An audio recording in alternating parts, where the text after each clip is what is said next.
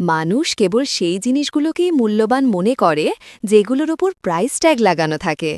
মহামূল্যবান যে জিনিসগুলো আমরা প্রকৃতি থেকে বিনামূল্যে পাই সেগুলোর মূল্যায়ন আমরা করি না।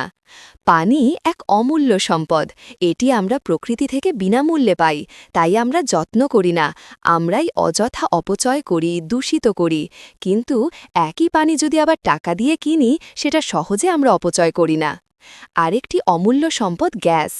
সরকারি লাইনের গ্যাস ইউজাররা নামমাত্র মূল্যে পায় বলে অধিকাংশই দেখবেন অযথা চুলা জ্বালিয়ে রাখে ১-২ টাকার ম্যাচ কাঠি বাঁচানোর জন্য।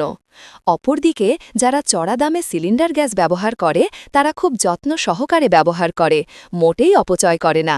রান্না শেষ এ চুলা বন্ধ করল কিনা একবারের জায়গায় কয়েকবার চেক করে। তো কি বুঝলেন?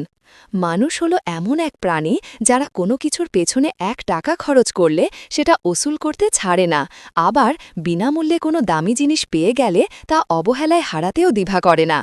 ভিডিওটি ভালো লাগলে লাইক, কমেন্ট এবং শেয়ার করবেন, আর জ্ঞানগল্প সাবস্ক্রাইব করতে ভুলবেন না।